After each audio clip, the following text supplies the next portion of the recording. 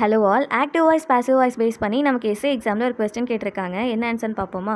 Question பாருங்கள். Choose the correct passive form. நமக்கு question எங்கே கேட்டிருக்காங்க? The manager appointed many office assistant. So இதோடைய பாசிவ் ஃபார்ம் என்னது நமக்கு கேட்டிருக்காங்க. ஸோ பாசிவ் ஃபார்முக்கு சேஞ்ச் பண்ணணும்னா ரெண்டே கண்டிஷன் தான். பை வந்து ப்ரெசென்ட் ஆகிருக்கணும்.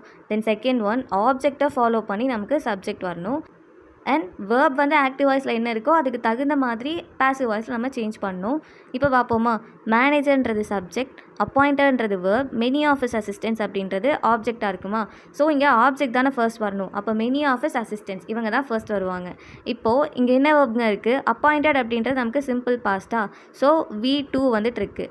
ஸோ சிம்பிள் பாஸ்டாக இருந்தால் நமக்கு ரூல் என்னது? வாஸ் இல்லைனா வேர் ப்ளஸ் வேர்ப் 3 வந்துட்டு இருக்கணுமா?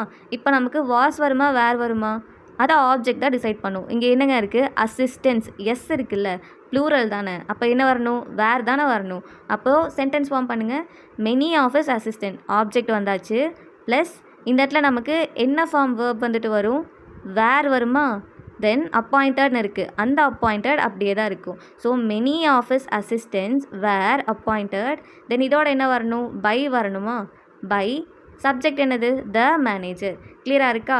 அப்போ எப்படி சென்டென்ஸ் ஃப்ரேம் ஆகும்? Many office assistants were appointed by the manager. அந்த மாதிரி நமக்கு ஆப்ஷன் எங்கே இருக்குது பாருங்கள். ஆப்ஷன் சி தானே. Many office assistants were appointed by இருக்குது த மேனேஜர். கிளியராக இருக்கா?